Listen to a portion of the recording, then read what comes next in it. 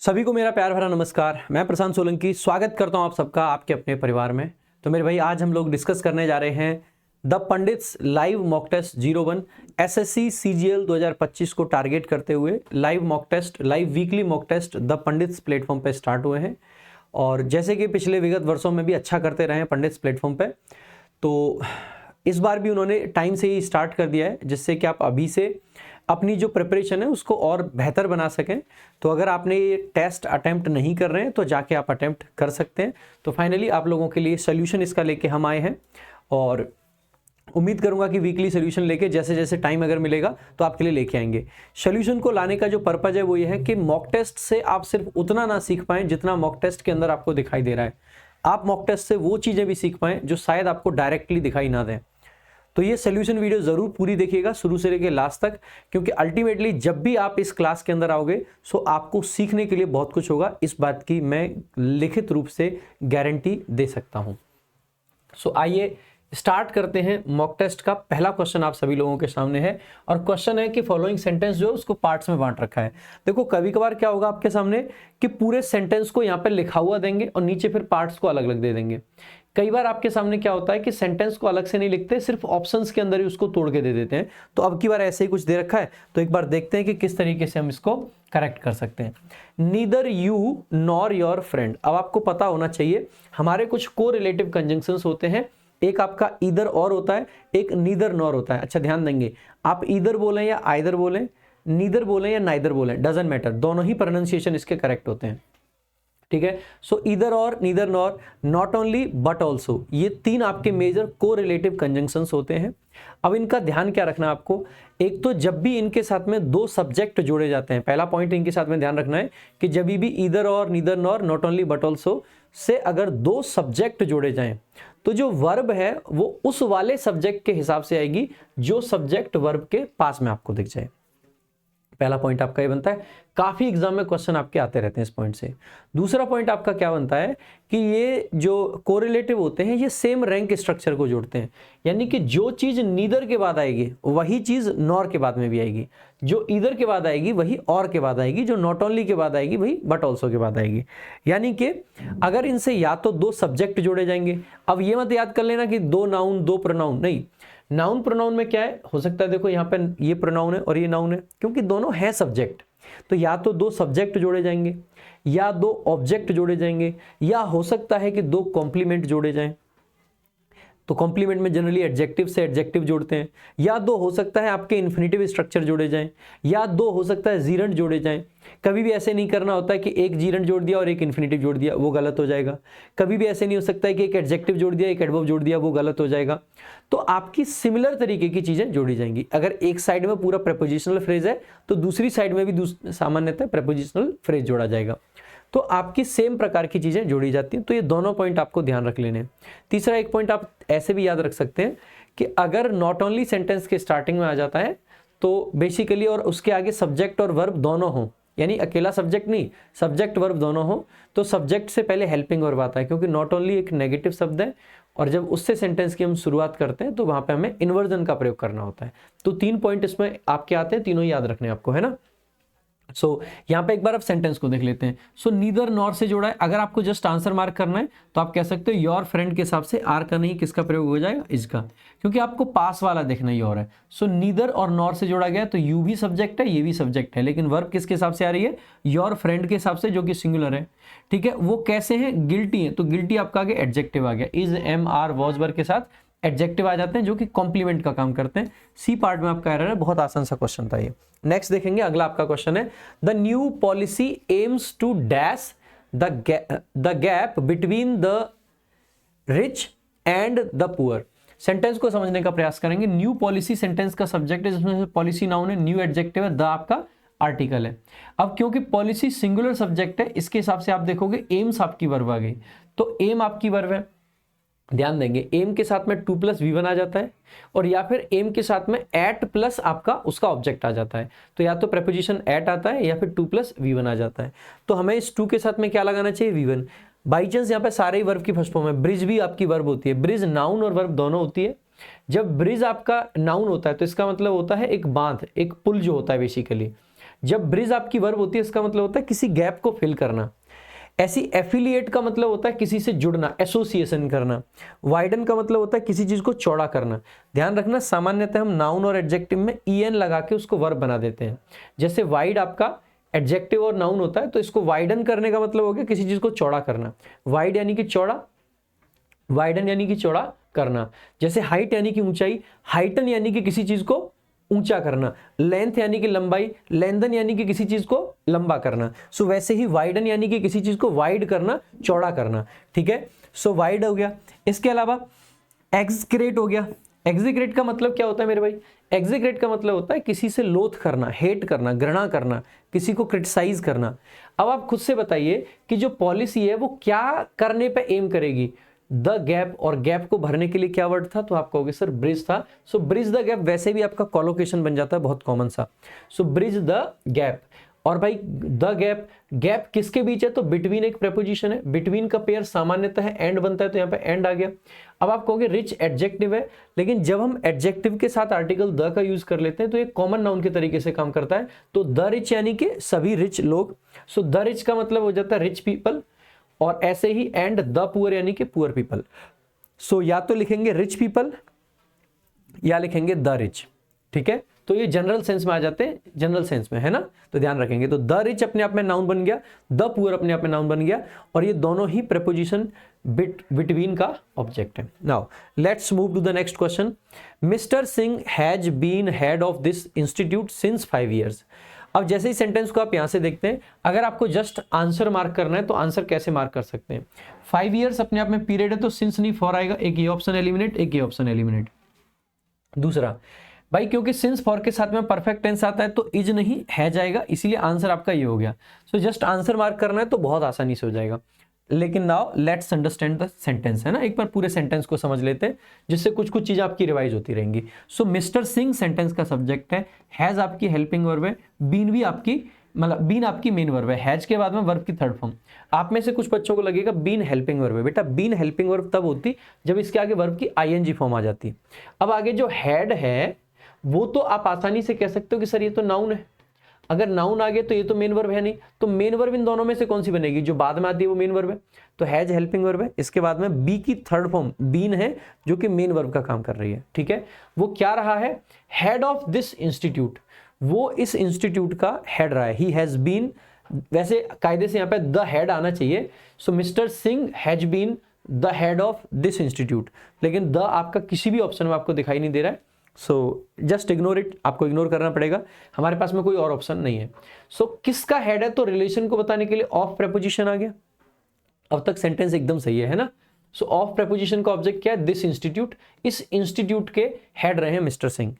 ठीक है, कब से रहे हैं? तो आप बेसिकली 5 years, जो कि पीरियड ऑफ टाइम है। जब भी नाउन प्लूरल आता है सामान्यतः पीरियड ऑफ टाइम होता है। पॉइंट ऑफ टाइम में बेसिकली क्या आ सकता है? सिंस 2020 कह सकते हैं, सिंस 2010 कह सकते हैं, सिंस मार्च कह सकते हैं, सिंस अप्रैल कह सकते हैं। तो इस टाइप के जो नाम होते हैं, जो प्रॉपर नाउन होते हैं, एक तरीके से जो नाउन होते हैं, नाउन तो ये भी है लेकिन ये प्लूरल नाउन है। नंबर है यहाँ पे एक, तो नंबर के साथ में फॉर आता है, तो यहाँ पर सिंस की जगह फॉर आ जाएगा। इस हिसाब से आपका आंसर ए हो जाएगा, आप देख सकते हैं आराम से। बाकी कैसे एलिमिनेट करने थे ऑप्शन, वो मैंने आपको बता दिया था। एक सिंस की वजह से एलिमिनेट, ये भी सिंस की वजह से एलिमिनेट, ये इज की वजह से eliminate. Now let's move to the next question. अगला आपका क्वेश्चन है select the grammatically correct sentence. देख लेते हैं एक बार। सो सेंटेंसेस को एक एक करके देखते जाएंगे, उनमें क्या क्या एरर है वो देख लेंगे हम लोग। द प्रिंसिपल सेंटेंस का सब्जेक्ट है, सैड आपकी वर्ब है, दैट आगे कंजंक्शन है, प्रिंसिपल ने कहा कि, क्या कहा? द स्टूडेंट्स सेंटेंस का आगे सब्जेक्ट है, हु आपका रिलेटिव प्रोनाउन है, जिसका एंटीसीडेंट कौन बनेगा? स्टूडेंट्स। स्टूडेंट्स और कौन से स्टूडेंट्स? वो स्टूडेंट्स। अगर एंटीसीडेंट आपका प्लूरल है तो इसका मतलब है वॉज का नहीं, किसका प्रयोग करेंगे आप? वर का प्रयोग करेंगे यहाँ पे।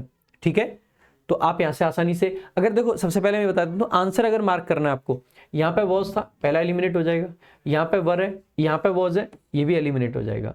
ठीक है, इसके अलावा और कहां पे देखेंगे? यहाँ पे आप देखोगे कि यहाँ पे सेल लगा रखा है, पास्ट की बात चल रही है, तो ये भी एलिमिनेट हो जाएगा। ऑप्शंस आपका सिर्फ एक ही बचा, आंसर ये हो जाएगा। लेकिन एक बार क्वेश्चन को पूरे को समझ लेते हैं। ठीक है, सो हु वर एब्सेंट, तो आप कहोगे सर कि क्योंकि बात पास्ट की है तो वर आ गया। एब्सेंट आपका एडजेक्टिव हो जाएगा, is am are was were के बाद में एडजेक्टिव आ जाते हैं, तो एब्सेंट एडजेक्टिव है, और आपका कंजंक्शन है। तो हु सब्जेक्ट है, इसके लिए वर थी, आपकी वर्ब, दूसरी वर्ब क्या आ गई, did helping verb, not adverb of negation, क्योंकि डिड आपकी हेल्पिंग वर्ब है, उसके साथ में वर्ब की फर्स्ट फॉर्म आती है तो कंप्लीट आपकी मेन वर्ब आ जाएगी। क्या कंप्लीट नहीं किया तो उसका ऑब्जेक्ट आ जाएगा प्रोजेक्ट। आगे देखेंगे इसमें एक चीज ये भी गलती है, स्टूडेंट्स अगर आपका सब्जेक्ट था तो इसके लिए वर्ब नहीं आई, ये सेल जो है इसके लिए सब्जेक्ट हो जाएगा दे। अब क्योंकि ऑलरेडी हम हु लगा रखे हैं तो हमें दे लगाने की जरूरत नहीं है, क्यों, क्योंकि सेल वर्ब के लिए सब्जेक्ट कौन बनता है, स्टूडेंट्स। तो स्टूडेंट्स की वजह से भी आपका दे की वजह से भी गलत हो जाएगा। यहां पे भी दे है तो ये भी गलत हो जाएगा, सेल भी है। यहां पे दे को तो गायब कर दिया लेकिन वॉज को यहां पे सिंगुलर फॉर्म में रखा है तो ये गलत हो जाएगा। यहां पे देखेंगे जो आपका वर था उसको सही कर दिया गया है तो ये आपका सही है। इसके अलावा जो वुड है वो कर दिया गया है, यहां से दे को हटा दिया गया है तो सब आपका सही हो जाएगा। लास्ट ऑप्शन आपका करेक्ट आंसर होगा। नेक्स्ट अगला आपका क्वेश्चन है identify the word that is correctly spelled. So देखेंगे, देखो ये जो वर्ड है ई से शुरू होता है लेकिन इसकी प्रोनाउंसिएशन ऑ से शुरू होती है, तो इसको बेसिकली क्या पढ़ते हैं, एंट्रेप्रेन्योर। ठीक है, सो एंट्रेप्रेन्योर, आर लास्ट वाला जनरली साइलेंट रहता है, सो एंट्रेप्रेन्योर। सो जैसे ही आप सेंटेंस मतलब इस वर्ड को देखते हो तो सबसे पहले तो ऑन ट्रेक पढ़ते हैं, यानी कि TER नहीं TRE होता है तो ये आपका गलत हो जाएगा। ठीक है, TER नहीं TRE होता है तो ये गलत हो जाएगा। ठीक है, उसके अलावा NEUR होता है, इसमें दो ही चीजें आपको ध्यान रखनी है, एक तो TER नहीं करना है, TRE करना है, और लास्ट में EUR। सो EUR यहां पे है, यहां पे UER, ये गलत हो जाएगा। सो एंट्रेप्रेन्योर, एंट्रेप्रेन्योर कहां पे हाईलाइट रखना है, TRE पे, PRE पे और NEU पे। ठीक है, यहीं से एरर आपका आएगा इसमें। सो एंट्रेप्रेन्योर, ठीक है, एंट्रेप्रेन्योर यानी जो कुछ अपना नया शुरू करता है बिजनेस वगैरह उसको बोल देते हैं। आगे, you can not give in grannies old book case, it is a valuable antique. जैसे आप सेंटेंस को देखोगे, यू सब्जेक्ट है, can helping verb, not adverb of negation है, गिवन आपकी एक फ्रेजल वर्ब आपको लगानी है। क्या नहीं कर सकते, तो देखो सबसे पहले अगर आपको आंसर मार्क करना है, यहां पे grannies old book case, granny का मतलब आप क्या नहीं दे सकते हैं, तो बुक केस नहीं दे सकते। कैसा बुक केस, ओल्ड, किसका है, ग्रैनी का। तो आप आसानी से कह सकते हो सर इट इज, इट आपका सब्जेक्ट आ गया। देखो वैसे यहाँ पे ना सेमी कॉलन आना चाहिए, सिर्फ कॉमा से काम नहीं चलेगा। सिर्फ कॉमा से जनरली हम वर्ड्स को जोड़ते हैं, दो सेंटेंसेस को या क्लॉजेस को नहीं जोड़ते हैं। सेमी कॉलन से हम दो सेंटेंसेस को जोड़ सकते हैं। ठीक है, तो इट सब्जेक्ट है, इज वर्ब है, इट इज क्या है, ये एक एंटीक पीस है। कैसा एंटीक पीस है, वैल्यूएबल। अब आना क्या है, अब ये सारे फ्रेजल वर्ब है। गिव इन करने का मतलब क्या होता है, हार मान लेना। ठीक है, सो गिव इन करने का मतलब होता है टू यील्ड। गिव अप करने का मतलब होता है कोई चीज छोड़ देना। यहां पे यील्ड करना नहीं है गिव अप का। गिव अप का मतलब है, ये भी लगभग हार मारने का ही सेंस देता है, लेकिन इसका मतलब होता है किसी चीज को छोड़ देना, गिव अप कर दिया आपने। ठीक है, तैयारी करते हो, छोड़ दिया, गिव अप कर दिया। गिव इन करने का मतलब है आपके ऊपर एक्सट्रीम प्रेशर है, आप उस प्रेशर में टूट गए, सो यू गिव इन। ठीक है, सो गिव इन हो गया और गिव अप हो गया, लगभग सिनोनिम कह सकते हैं, लेकिन ये यहाँ पे सेंटेंस में काम नहीं करेंगे क्योंकि यहाँ पे देने का सेंस है, बांटने का सेंस है। गिव वे का मतलब क्या होता है, लगभग वही मीनिंग होता है जो गिव अप और गिव इन का है। गिव वे का मतलब भी क्या होता है, किसी के सामने हार मान लेना एक तरीके से। ठीक है, सो हार मान लेना, गिव वे सरेंडर कर देना एक तरीके से, तो उसमें आता है, तो ये भी नहीं होगा। गिव वे कई बार रास्ता देने के सेंस में भी आ जाता है, किसी को रास्ता देना, लेकिन वहां पे फ्रेजल वर्ब नहीं है। वो तो ये हो गया कि गिव क्या दिया, वे दिया, रास्ता दिया, तो वो वाला मीनिंग नहीं। गिव वे यहाँ पे फ्रेजल वर्ब के तरीके से देखोगे तो गिव वे का मतलब होता है बेसिकली यील्ड कर जाना, हार मान लेना, टूट जाना, बेसिकली बिखर जाना। ठीक है, गिव अवे का मतलब होता है किसी को कुछ देना, गिफ्ट के रूप में। हम कहते हैं ना हमने गिव अवे किया, बुक्स का गिव अवे किया, तो गिव अवे आपका करेक्ट आंसर हो जाएगा। गिव आउट का मतलब होता है बांटना। अब एक सिंगल बुक केस है तो उसको बांट नहीं सकते हो। ठीक है, गिव आउट नहीं होगा यहाँ पे, सो करेक्ट आंसर हो जाएगा गिव अवे। नेक्स्ट अगला आपका सेंटेंस है, she wrote a truly prodigious number of novels. So अगर डायरेक्ट सिनोनिम देखें तो प्रोडिजियस बड़े को दिखाता है, लार्ज को दिखाता है, ह्यूज को दिखाता है, इमेंस को दिखाता है, सो इमेंस आपका करेक्ट आंसर हो जाएगा। मॉडरेट कम को दिखाता है, एंटोनिम में आ जाएगा। अनरिमार्केबल, रिमार्केबल जो बहुत अच्छा हो, अनरिमार्केबल जो बिल्कुल एवरेज क्वालिटी का है। ठीक है, तो ये भी नहीं बनेगा, ऑर्डिनरी भी, तो ये तीनों लगभग एंटोनिम में आ जाएंगे। नेक्स्ट देखेंगे अगला आपका क्वेश्चन, रोटंड। रोटंड का मतलब क्या हो जाएगा मेरे भाई, रोटंड का मतलब होता है प्लम्प, यानी कि मोटा, फैट, है ना, एकदम ऐसे, सो प्लम्प। तो इसका क्या पूछा है, एंटोनिम पूछा है तो स्लिम हो जाएगा। ठीक है, फ्लेक्सिबल तो जो मुड़ जाए आसानी से वो हो जाएगा। फ्लेक्सिबल का एंटोनिम क्या आ जाता है, ब्रिटल आ जाता है, ध्यान रखेंगे। ठीक है, इसके अलावा रिजिड का मतलब ये फ्लेक्सिबल का एंटोनिम है रिजिड भी, जो अपनी बात पे अड़ा रहे। क्लीन का मतलब साफ होता है, तो स्लिम आपका करेक्ट आंसर होगा। आगे, सम डिसीजेज प्रोसीड डैश डर्ट। अब यहाँ पे ये भी एक फ्रेजल वर्ब के तरीके से क्वेश्चन है। देखो, एक तो प्रोसीड के साथ में ध्यान रखना है, बिफोर का यूज नहीं करना है आपको, ठीक है। प्रोसीड के मीनिंग में बिफोर होता है तो सुपरफ्लुअस बनता है, एक तो ये चीज ध्यान रख लेनी। दूसरा, प्रोसीड के साथ में सामान्यतः विद प्रपोजिशन आती है। आप में से ज्यादातर को लगेगा कि विद आंसर हो जाएगा, बस यहीं पे गलती हो जाएगी। प्रोसीड विद समथिंग का मतलब है किसी चीज के साथ में कंटिन्यू करना। क्या मैं ये कहना चाह रहा हूं कि कुछ बीमारियां डर्ट के साथ कंटिन्यू करती हैं? नहीं, मैं कहना चाह रहा हूं कुछ बीमारियां डर्ट से होती हैं, कुछ बीमारियों का कॉज डर्ट है, धूल है। प्रोसीड विद तो हम तब लगाते हैं, let's proceed with the plan, चलो इस प्लान के साथ ही चलते हैं। Let's proceed with the preparation, जो हमारी तैयारी है उसके साथ में चलते हैं। तो प्रोसीड विद तो हम तब लगाते हैं, लेकिन यहाँ पे हमें वो वाला सेंस नहीं चाहिए, तो प्रोसीड विद तो बिल्कुल नहीं आएगा। प्रोसीड इन बिल्कुल नहीं हो सकता है, ऑफ नहीं होगा। प्रोसीड फ्रॉम, जब कोई चीज किसी का कॉज बनती है, सो इस बीमारी का कॉज कौन है? डर्ट है, तो कॉज को दिखाने के लिए आपका आ जाता है proceed from. So option C is the correct answer. बढ़िया फ्रेजल वर्ब का क्वेश्चन है आपका, ठीक है। So now let's move to the next question. Question number 10 है, फ्रॉम स्टेम टू स्टर्न। ये आपका ईडियम है, इसका मीनिंग बताना है। ईडियम याद रखना बहुत सिंपल है, जो आपकी नाव होती है, बोट होती है, उसके जो आगे वाला हिस्सा होता है उसको स्टेम बोलते हैं, जो पीछे वाला हिस्सा होता है उसको स्टर्न बोलते हैं। यानी कि आगे वाले हिस्से से लेके पीछे वाले हिस्से तक, इसका मतलब from front to back. Option C is the correct answer, ठीक है। तो सिंपल है, ये वहीं से ओरिजिनेट होता है, इस ईडियम का ओरिजिन इसका वहीं से। नेक्स्ट देखेंगे, identify the segment in the sentence that contains a grammatical error. यहाँ पर आर्टिकल ए भी आना चाहिए, अ ग्रामेटिकल एरर, है ना। तो वाइल आपका क्या है? कंजंक्शन है। आई आपका सब्जेक्ट है, वॉज हेल्पिंग वर्ब है, ड्राइविंग आपका मेन वर्ब है। ध्यान देंगे, वाइल के साथ में सामान्यतः कॉन्टिन्यूअस टेंस आता है, ये सही है। आई के साथ में वॉज आता है पास्ट में, ये भी सही है। कोई अनरियलिटी वगैरह तो है नहीं जो वर्ब लगाएं, तो वो भी सही है। सो आई वॉज, वॉज के बाद में वर्ब की आईएनजी फॉर्म आ गई ड्राइविंग, ड्राइविंग यानी वर्ब की आईएनजी फॉर्म है, तो ये भी आपका करेक्ट हो गया, ठीक है। ड्राइविंग वेयर, कहां ड्राइव कर रहे थे? तो होम आपका एडवर्ब ऑफ प्लेस आ गया। ध्यान देंगे, होम आपका एडवर्ब ऑफ प्लेस भी होता है, साथ ही साथ में ये आपका नाउन भी होता है। जब सामान्यतः होम के साथ में कोई पजेसिव केस लगा देते हैं तो ये नाउन बन जाता है, और ऐसे केस में ये प्रेपोजिशन टू ले सकता है। लेकिन होम जब आपका बिना पजेसिव केस के आता है तो ये एडवर्ब है, और इसके साथ में टू प्रेपोजिशन कभी नहीं लगाएंगे। I was driving to Delhi, I was driving to Mumbai, I was driving to somewhere, मतलब कोई भी प्लेस की अगर हम बात करेंगे, टू सम सिटी, तो टू आएगा। लेकिन होम अगर लिख रखा है तो टू नहीं आएगा, तो होम के साथ टू नहीं आता, इस बात का विशेष ध्यान रखेंगे आप लोग, ठीक है। होम के साथ एट आ सकता है, I am at home, at home ठीक होता है, लेकिन टू होम गलत होता है, इस बात का ध्यान रखेंगे, ठीक है। कब ड्राइव कर रहा था, तो ये आपका टाइम को दिखाने के लिए आ गया, दिस इवनिंग, तो ये टाइम दिखा रहा है। सो मैनर प्लेस टाइम एमपीटी आपने पढ़ा होगा, तो पहले प्लेस आ जाएगा और फिर आपका टाइम आएगा, तो कोई दिक्कत नहीं है। आगे देखो, क्योंकि सबऑर्डिनेट क्लॉज थी, आपका सबऑर्डिनेटिंग कंजंक्शन लगा रखा था वाइल, तो आगे आपका क्या आ जाएगा? मेन क्लॉज है। एक बार इससे बात करके मोनू से, इसको पेमेंट करना होगा, आईफोन से पेमेंट करवा दे, कह दे भैया रिकॉर्डिंग कर रहे हैं, ठीक है। दिस इवनिंग यानी कि आज शाम की हम बात कर रहे हैं, तो आई सब्जेक्ट हो गया, ऑलमोस्ट आपका एडवर्ब हो गया, हैव आपका वर्ब आ गया, ठीक है। सो हैव आपका वर्ब आ गया, और एन एक्सीडेंट आपका क्या आ गया? उसका ऑब्जेक्ट आ गया। अब एरर कहां पे है? तो देखो, शुरुआत में हमने क्या देखा था? वॉज, वॉज को देखते ही हम समझ गए थे कि पास्ट की बात है।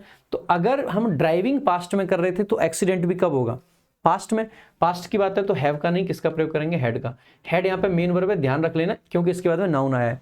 हैज हैव हैड के बाद जब नाउन आता है तो ये मेन वर्ब होता है, जब इसके बाद वर्ब की थर्ड फॉर्म आती है तो ये हेल्पिंग वर्ब का काम करता है। कौन से पार्ट में एरर है? सी पार्ट में। Now let's move to the next question. अगला आपका है कॉन्ट्राइट का सिनोनिम पूछा है। कॉन्ट्राइट का मतलब होता है रिमोर्सफुल, रिग्रेटफुल, जो रिग्रेट कर रहा हो, जो किसी चीज को लेकर रिमोर्स कर रहा हो, जिसको पश्चाताप हो, तो आप कह सकते हो इनमें से कौन सा हो गया?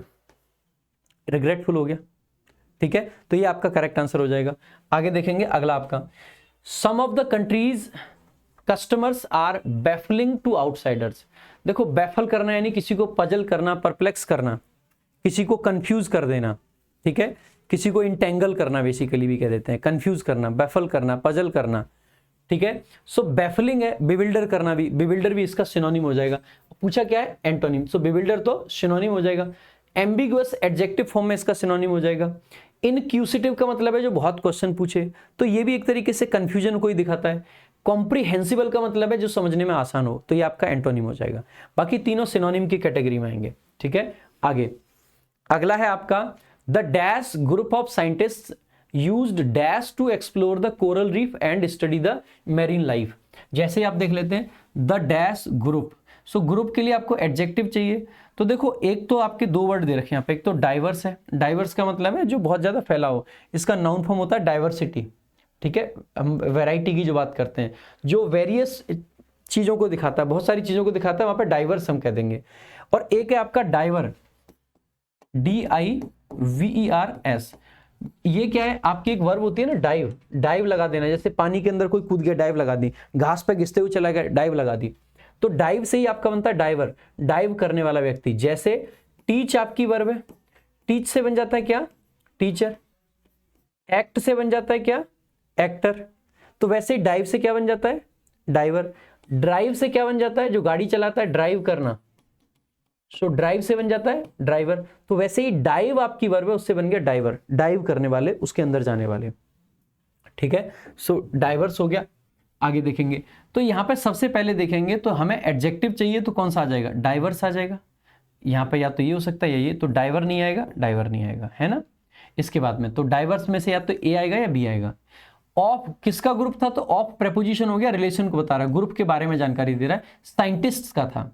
यूज्ड आपकी क्या आ गई, वर्ब आ गई।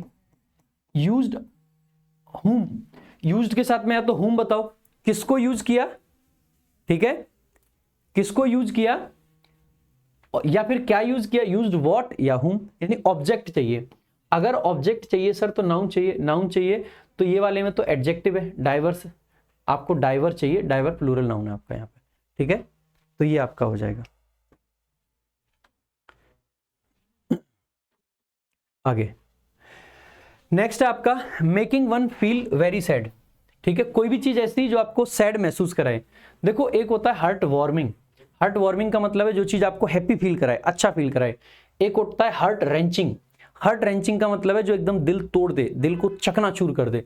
सो सैड फील तो यही कराएगा, हार्ट रेंचिंग। हार्टिली का मतलब है हार्ट से संबंधित। हरकिन का मतलब होता है टू लिसन, सुनना किसी चीज को, हरकिन करना, है ना। तो नेक्स्ट देखेंगे आगे। अगला आपका क्वेश्चन है question number 16, full of beans, idiom होता है। फुल ऑफ बीन्स का मतलब होता है वेरी एनर्जेटिक, एंथुजियास्टिक। ठीक है, सो वेरी इंटेलिजेंट होगा, नहीं होगा। लाइवली एंड एनर्जेटिक बिल्कुल हो जाएगा। वेरी टायर्ड नहीं होगा, इन फुल डिटेल नहीं होगा। ठीक है, फुल ऑफ बीन्स यानी कि enthusiastic, energetic. A group of cattle, cattle के ग्रुप को क्या कह देते हैं, देखो पैक होता है बेसिकली, जो शेर वगैरह होते हैं उनको प्राइड बोल देते हैं। पैक होता है कुत्तों का, हुंड्स का, इनका, है ना, जो वुल्फ वगैरह होते हैं, तो ये नहीं बनेगा। ठीक है, होर्ड जनरली होता है थिंग्स को जब इकट्ठा कर देते हैं, कलेक्शन किसी चीज का, ये भी नहीं बनेगा। बेबी होता है महिलाओं का, लड़कियों का, तो ये भी नहीं बनेगा। हर्ड होता है बेसिकली एनिमल्स का, तो ये आपका करेक्ट आंसर हो जाएगा। नेक्स्ट अगला आपका जो क्वेश्चन है, arrange the sentences in the correct order to form a meaningful paragraph. PQRS का क्वेश्चन, ABCD दे रखा है लेकिन फिर भी PQRS ही बोला जाता है ये, है ना। तो देख लेते हैं एक बार। Farmers could no longer pay their loans and some banks were close down. Farmers could no longer pay their loans and some banks were close down. लग रहा है जैसे कि किसान लोग कोई लोन वगैरह पे नहीं कर पाए, इसीलिए जो कुछ बैंक्स थे और कुछ बैंक्स जो थे वो बंद हो गए। Prices dropped due to increased supply which was followed by a drought. जो प्राइसेस थे वो ड्रॉप हो गए क्योंकि सप्लाई बढ़ गई थी और उसके बाद में सूखा भी पड़ा। यानी कि कब की बात चल रही है कुछ समझ नहीं आ रहा है, तो ये शुरुआत के सेंटेंसेस होने के कम चांसेस लग रहे हैं। द कंट्री विच कंट्री, यहां से आपके मन में आएगा, ये ग्रामर का पॉइंट आते ही आपके दिमाग में आ जाना चाहिए। Was well advanced in technology and farmers increased their production levels. एक चीज समझना यहाँ पे फार्मर्स इंक्रीज कर रहे हैं प्रोडक्शन लेवल, और यहाँ पे सप्लाई बेसिकली क्या हो गई है, इंक्रीज हो गई है। तो हम ये कह सकते हैं सी के बाद में ही बी आएगा, पहले नहीं आ सकता है। सही बात है, क्योंकि यहाँ पे पहले भाई फार्मर्स प्रोडक्शन को बढ़ाएंगे तभी तो सप्लाई इंक्रीज होगी। सही बात है कि नहीं, तो आप आसानी से कह सकते हैं। अच्छा एक चीज और यहां पे देखेंगे, द ग्रेट डिप्रेशन, डिप्रेशन यानी मंदी कब आई थी, अमेरिका में। कहां पे आई थी, अमेरिका में। सो अमेरिका प्लेस है, अमेरिका कंट्री, द कंट्री, पक्की बात है कि डी पहले आएगा, सी बाद में। सो DCB टाइप का कुछ बनेगा। यहां पे CBD बन रहा है तो गलत हो गया। यहाँ पे DC तो है लेकिन B पहले चला गया, ये गलत हो गया। DC भी यहाँ पे बन पा रहा है और DC भी यहाँ पे बन पा रहा है। अब हमें A को भी देख लेना चाहिए, A कहाँ पे आएगा। अब देखो A शुरू में तो आएगा नहीं, क्योंकि इंट्रोडक्टरी सेंटेंस कौन सा होगा, D वाला। भाई फार्मर्स की बात तो तब करेंगे, पहले अमेरिका की तो कर लो, कहाँ के फार्मर्स। तो ऑब्वियस सी बात है कि D आपका शुरुआत में आ जाएगा, तो ऑप्शन ये करेक्ट है। बाकी देखो ये तो था एक ट्रेडिशनल तरीका। अगर आपको जस्ट देखना है ना, इंट्रोडक्टरी सेंटेंस आपको पहचानना है। क्यों? इंट्रोडक्टरी यानी कि पहला सेंटेंस कौन सा होगा। अब आप सारे सेंटेंसेस को देखोगे ना और डी को पढ़ोगे। The great depression in America began with over production. Began हुआ है, शुरुआत यहाँ पे बिगन से आपको हिंट मिलेगा, ये पहला सेंटेंस होना चाहिए। ओवर प्रोडक्शन हुआ and low prices. Low prices यहाँ पे हुए, यहाँ पे बताया गया है लोन क्यों नहीं चुकाए, क्योंकि प्राइसेस लो थे। प्रोडक्शन सप्लाई क्यों बढ़ी, क्योंकि ओवर प्रोडक्शन हुआ। ये इंट्रोडक्टरी सेंटेंस है, ये हर चीज का इंट्रोडक्शन दे रहा है। इंट्रोडक्टरी सेंटेंस अगर ये है तो डी से ही शुरू होगा। एकमात्र ऑप्शन है जो डी से शुरू होता है, ये करेक्ट आंसर हो जाएगा। आगे, the boys were playing cricket, इसका पैसिव पूछा होगा है ना। तो वर प्लेइंग, देखो अगर आंसर मार्क करना है तो कॉन्टिन्यूअस टेंस है पास्ट का। हैड बीन तो परफेक्ट हो जाएगा, हैज बीन प्रेजेंट का परफेक्ट हो जाएगा। Was plus third form ING नहीं है तो कॉन्टिन्यूअस नहीं है। यहाँ पे बीइंग है यानी कि आईएनजी है, वॉज है यानी कि पास्ट है, प्लेड है यानी कि थर्ड फॉर्म है, यानी कि डी करेक्ट आंसर हो जाएगा। बाकी आप लोग जानते भी होंगे, वॉज वर्ब प्लस वर्ब की आईएनजी फॉर्म का पैसिव बनाते टाइम वॉज वर्ब प्लस में बीइंग प्लस में वर्ब की थर्ड फॉर्म का प्रयोग किया जाता है। तो ये लास्ट वाला ऑप्शन करेक्ट आंसर हो जाएगा। Now let's move to the next question. Ratna asked me why I was late. जैसे आपने देखा वाई लगा रखा है, तो सबसे पहले तो देखो आस्क्ड मी सब में है, वाई सब में है। यहाँ पे एक ऑप्शन है आर यू लेट। देखो अगर ये यू ओरिजिनल रहा होगा तो यू सेकंड पर्सन है, मी के हिसाब से किस में बदल जाएगा, आप कहोगे सर आई में, तो ओरिजिनल में जो आई पहुंचा है सही हो जाएगा। सही बात है। यहाँ पे तो देखोगे क्योंकि कॉमा इन्वर्टेड कॉमा के अंदर तो नॉर्मल स्ट्रक्चर होना चाहिए, सो वॉज यहाँ पे सब्जेक्ट के बाद नहीं आएगा, पहले आना चाहिए क्योंकि क्वेश्चन है। यहाँ पे भी आर जो है पहले आना चाहिए बाद में नहीं, गलत हो जाएगा। यहाँ पे एम आई लेट नहीं लिख सकते, क्यों, क्योंकि आई फर्स्ट पर्सन के अकॉर्डिंग, मतलब आई फर्स्ट पर्सन है, सब्जेक्ट के अकॉर्डिंग चेंज होगा, और रत्ना के अकॉर्डिंग चेंज करेंगे तो आई को यहाँ पे सी में चेंज करना पड़ जाएगा, या रत्ना अगर लड़का है तो ही में चेंज करना पड़ जाएगा। क्या ही या सी है, नहीं, यहाँ पे आई है। इसका मतलब कौन सा option, A option correct answer. ठीक है, now let's move to the next question. अभी आपका लास्ट पार्ट है जो कि है एक आपका क्या, पूरा का पूरा क्लोज टेस्ट, एक बार देख लेते हैं। So the world's oceans are facing unprecedented threats. Sentence की शुरुआत होती है, ओशियंस आपका सब्जेक्ट है, कहाँ के ओशियंस, वर्ल्ड्स यानी कि दुनिया के, और द आर्टिकल आ रखा है दुनिया के लिए, क्योंकि वर्ल्ड के साथ जनरली आर्टिकल द का प्रयोग करते हैं। ओशियंस क्योंकि आपका सब्जेक्ट प्लूरल है तो आर आपकी प्लूरल वर्ब आ गई जो कि हेल्पिंग वर्ब है, मेन वर्ब हो जाएगी फेसिंग। सो वर्ल्ड्स ओशियंस, दुनिया के जो सागर हैं वो फेस कर रहे हैं, क्या फेस कर रहे हैं, फेस कर रहे हैं थ्रेट्स। थ्रेट्स यानी कि खतरे, कैसे खतरे, अनप्रेसिडेंटेड। अनप्रेसिडेंटेड का मतलब है जिनके बारे में हमने कभी सोचा नहीं था, जिनके बारे में हमने कभी इमेजिन नहीं किया था। सो दुनिया के ओशियंस ऐसे खतरे फेस कर रहे हैं, उनको बेसिकली उनके सामने ऐसे खतरे हैं। क्यों है ऐसे खतरे, तो उसको आगे चर्चा किया गया होगा। सो प्लास्टिक पोल्यूशन, प्लास्टिक पोल्यूशन आपका अगली क्लॉज का सब्जेक्ट हो गया। इन पर्टिकुलर, ये एक फ्रेज आ जाता है एम्फेसाइज करने के लिए, खास तौर पर हैज, क्योंकि पोल्यूशन सिंगुलर काउंटेबल नाउन है, मतलब सिंगुलर क्या अनकाउंटेबल नाउन है, सिंगुलर काउंटेबल नहीं। सो सिंगुलर सब्जेक्ट बना तो हैज आपकी वर्ब आ गई। ठीक है, has a major role, a major concern. अब जैसे ही आप देखते हैं ना मेरे भाई, मेजर कंसर्न आगे नाउन है, तो हैज के बाद में ये तो नहीं कह सकते कि प्लास्टिक पोल्यूशन का एक कंसर्न है। प्लास्टिक पोल्यूशन अपने आप में एक कंसर्न है, तो यहां पे आप ये कह सकते हो कि एक लिंकिंग वर्ब आनी चाहिए, क्योंकि पोल्यूशन बराबर कंसर्न, पोल्यूशन बराबर कंसर्न, तो लिंकिंग वर्ब आएगी। तो देखो चारों ऑप्शन में बिकम दे रखा है जो कि लिंकिंग वर्ब होती है। आप कहोगे सर इतना सोचने की क्या जरूरत है, बेटा देखो आज तो चारों ऑप्शन में बिकम है, कल को बिकम की जगह पे वर्ब अलग अलग आ जाए तो उस पैराग्राफ को मैं बाद में ये बात समझाऊं, इससे बेहतर है कि मैं पहले ही समझा दूं। तो आपको कौन सी वर्ब आएगी ये भी डिसाइड इसी तरीके से करना है ना। So has become a major problem, तो हैज के बाद में वर्ब की थर्ड फॉर्म आती है, बिकम फर्स्ट फॉर्म है, बिकेम BECAME सेकंड फॉर्म है, थर्ड फॉर्म दोबारा से बिकम हो जाती है, जो फर्स्ट थी वही थर्ड हो जाती है। तो आप आसानी से कह दोगे बिकेम तो गलत हो गया, हैज के बाद में ING फॉर्म नहीं आती है, बिकम के बाद में टू नहीं आएगा, सीधे आपका कॉम्प्लीमेंट आ जाएगा ना, तो डी ऑप्शन। हैज बिकम क्या बन चुका है, एक मेजर प्रॉब्लम बन चुका है, ये कॉम्प्लीमेंट है, ध्यान रखना। बिकम आपकी लिंकिंग वर्ब है, लिंकिंग वर्ब के बाद में ऑब्जेक्ट नहीं कॉम्प्लीमेंट आते हैं।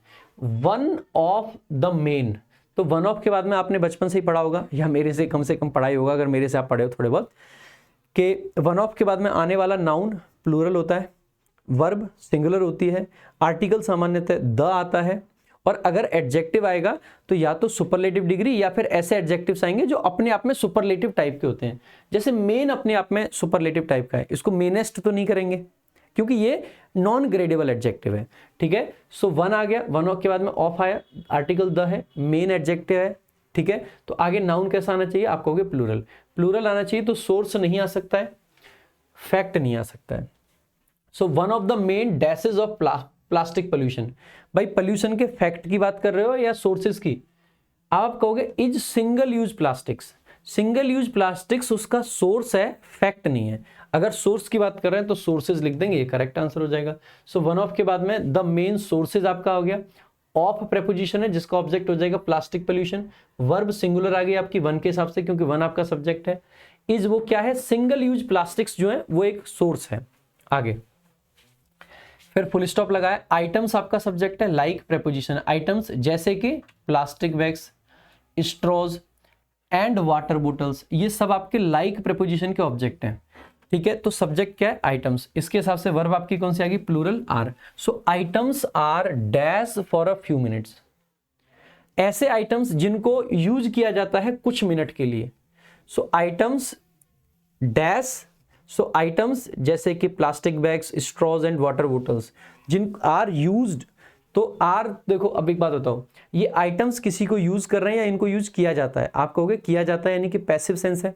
अगर ये पैसिव सेंस है, सिंपल सी बात है कि इसके साथ में फिर हमें क्या करना है, क्योंकि सेंस पैसिव है तो बी प्लस वर्ब की थर्ड फॉर्म आएगी, तो बी की फॉर्म आर आ गई, थर्ड फॉर्म आएगी तो यूज्ड आ जाएगा।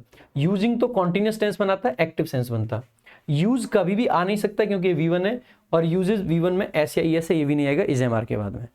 आगे देखेंगे, ठीक है, जिनको यूज किया जाता है कुछ मिनट के लिए, but take hundreds of years to decompose, लेकिन उनको लग जाते हैं सैकड़ों साल। सो बट कंजंक्शन है, यहां से वर्ब आ गई, सब्जेक्ट अगेन आइटम्स ही रहेगा, आइटम्स टेक कितना टाइम लेते हैं, हंड्रेड्स ऑफ ईयर्स, ध्यान रखेंगे 100 हो, मिलियन हो, बिलियन हो, 1000 हो, इसके आगे अगर कोई नंबर नहीं है तो प्लूरल फॉर्म में लिख के आगे ऑफ लगाते हैं, और अगर कोई नंबर इसके सामने आ जाए 200 ईयर्स लिखते हैं, तो एक तो इसको सिंगुलर फॉर्म में लिख देते, एक ऑफ नहीं लगाते अगर नंबर होता तो, ठीक है। किस चीज के लिए इनको हंड्रेड्स ऑफ ईयर्स लगते हैं, तो 2 + V1 आपका पर्पज बता रहा है, किस चीज के लिए लगते हैं, पर्पज उसका क्या है। सो टू डिकम्पोज, डिकम्पोज होना यानी कि उसका बेसिकली खाद में बनना, उसका खत्म होना, ठीक है। जैसे किसी चीज को जब हम बनाते हैं तो कंपोज करते हैं, जैसे सॉन्ग लिखा हमने कोई, तो एक सॉन्ग कंपोज किया, तो किसी चीज को बनाना कंपोज करना होता है, उसका खराब होना, खत्म होना, उसका डिकम्पोज होना कहलाता है, ठीक है। मैनी कंट्रीज, बहुत सारे देश, हैव स्टार्टेड, शुरू कर चुके हैं, तो मैनी कंट्रीज सब्जेक्ट है, हैव आपकी हेल्पिंग वर्ब है, स्टार्टेड मेन वर्ब है, क्या स्टार्ट कर चुके हैं, टू बैन, बैन करना, क्या बैन करना, single use plastics, single use plastics को, जिसमें से सिंगल यूज प्लास्टिक्स आपका बेसिकली पूरा का पूरा, इसमें सिंगल यूज एक एडजेक्टिव के तरीके से काम कर रहा है और प्लास्टिक्स आपका नाउन है। बट लेकिन कई सारे देश ये स्टार्ट कर चुके हैं, dash needs to be done, लेकिन भाई और करने की जरूरत है। पहली बात, मैनी नहीं आ सकता है, मैनी प्लूरल होता है तो इसके साथ नीड्स नहीं आ सकता था, लेकिन नीड्स अगर आया तो इसका मतलब है सब्जेक्ट आपका सिंगुलर है। आप कहोगे मोस्ट, देखो most needs to be done तो हम नहीं कह सकते हैं। दूसरा, अब आपके ऑप्शन बचे मच और एक बचा more. Much needs to be done भी सही हो सकता था, लेकिन वो तब होता है जब विदाउट कॉन्टेक्स्ट हम चल रहे होते हैं। अभी हमने एक बात यहाँ पे कही थी कि बहुत सारी कंट्रीज ने स्टार्ट कर दिया है सिंगल यूज प्लास्टिक को बैन करना, लेकिन हमें बहुत कुछ करना है या और बहुत कुछ करना है। आप कहोगे एक चीज कर दी है, नाउ हमें एडिशनल और कुछ करना है, तो पहले से जो हो रहा है उससे ज्यादा करना है, पहले से जो हो रहा है उससे ज्यादा करना है, तो कंपैरेटिव डिग्री आनी चाहिए, इसीलिए more needs to be done, और करे जाने की जरूरत है, ठीक है। सो नीड के साथ में पैसिव इसी तरीके से बनाते हैं जनरली हम। So the plants needs to be watered, हम ऐसे करके लिखते हैं, the plants need to be watered, not needs, है ना, नीड टू बी वाटर्ड, तो उनको वाटर किया जाना चाहिए। The car needs to be repaired, तो नीड के साथ में जनरली पैसिव स्ट्रक्चर ऐसे ही बनाते हैं, तो टू बी डन, बहुत कुछ किया जाना चाहिए। आगे, सम कंपनीज, कुछ कंपनीज हैं are also taking steps. So are आपकी हेल्पिंग वर्ब है, टेकिंग मेन वर्ब है, ऑल्सो बीच में एडवर्ब आ गया। ये हेल्पिंग वर्ब मेन वर्ब के बीच में जाता है सामान्यतः। टेकिंग क्या ले रही है? स्टेप्स। स्टेप्स का मतलब सीढ़ी होता है वैसे, लेकिन स्टेप का मतलब कदम उठाना भी होता है आपका, है ना। स्टेप्स किस चीज के लिए स्टेप्स ले रहे हैं, क्या पर्पज है स्टेप लेने का? पर्पज को बताने के लिए 2 + B1 आ गया आपका, टू रिड्यूस। क्या रिड्यूस करना है? देयर प्लास्टिक यूसेज, उनके जो प्लास्टिक का यूज है, उपयोग है, उसको। सच एज, एग्जाम्पल देने के लिए सच एज का यूज करते हैं, तो इसके आगे आईएनजी फॉर्म आ गया। Using biodegradable packaging, biodegradable packaging use करना शुरू कर दिया लोगों ने, ठीक है। तो यूज कर रहे हैं क्या? पैकेजिंग। कैसी पैकेजिंग? बायोडिग्रेडेबल। तो ये आपका नाउन हो गया, ये आपका एडजेक्टिव हो गया। और के पहले वर्ब की आईएनजी फॉर्म यूजिंग, तो और के बाद में आईएनजी फॉर्म इनकरेजिंग। और क्या कर रहे हैं वो? इनकरेज कर रहे हैं किसको? कस्टमर्स को। क्या करने के लिए? तो टू ब्रिंग, ब्रिंग यानी लाने के लिए। क्या लाने के लिए? देयर डैश कंटेनर्स, कि भाई कस्टमर्स को कैसे कंटेनर्स लाने चाहिए जिनको बार बार यूज किया जा सकता है। आज हमने यूज किया, कल फिर से यूज कर लें, फिर परसों फिर से यूज कर लें, तो रीयूजेबल आपका करेक्ट आंसर हो जाना चाहिए। रिप्लेसेबल का मतलब है जिनको बदला जा सके, बदलने वाले नहीं चाहिए, जिनको बार बार प्रयोग में ला सके सामान लेने के लिए, ऐसे बैग लेके आओ। रिफ्यूटेबल का मतलब है जिसको रिफ्यूट किया जा सके, मना करा जा सके, वो भी नहीं होगा। रिलायबल का मतलब है जिस पर भरोसा किया जा सके, रिलायबल का कोई सेंस नहीं है। Reusable containers. इंडिविजुअल्स यानी हम लोगों को, can also play a crucial role, यानी इंडिविजुअल्स भी प्ले कर सकते हैं इसमें क्रूशियल रोल। किस चीज में? तो in reducing plastic pollution, plastic pollution को रिड्यूस करने में। क्लोज टेस्ट का एक्सप्लेनेशन कैसा लगा पर्टिकुलरली, इसका जरूर आपको कमेंट बॉक्स में बताना है। ओवरऑल मॉक का एक्सप्लेनेशन कैसा लगा कमेंट बॉक्स में जरूर बताएं। अगर आप चाहते हैं कि हर वीक द पंडित्स के मॉक टेस्ट का इसी प्रकार से सोल्यूशन आपको प्रोवाइड कराया जाए, तो कमेंट करके एक बार जरूर बताना। बाकी वीडियो को लाइक करना, शेयर करना, चैनल को सब्सक्राइब जरूर कर लेना। और अगर आप इसी तरीके से डेडिकेटेडली 2025 के लिए तैयारी करना चाहते हैं, तो आप हमारा VOD बैच चेकआउट कर सकते हैं, और उसमें आपको कंप्लीट इंग्लिश पढ़ाई जा चुकी है, तो आप जल्दी जल्दी कंप्लीट सिलेबस को भी कवर कर सकते हैं। सो आज के लिए और अभी के लिए इतना ही रखेंगे। बाकी इस जो ये वाली जो PDF है, ये आपको कहाँ मिलेगी? टेलीग्राम वोकैब वंडर्स बाय प्रशांत सर, लिंक आपको डिस्क्रिप्शन में मिल जाएगा, वहीं पे आपको कंप्लीट PDF भी इसकी मिल जाएगी। So this is all for today. मिलेंगे मेरे भाई अगली वीडियो में। Thank you so much. जय हिंद, जय भारत।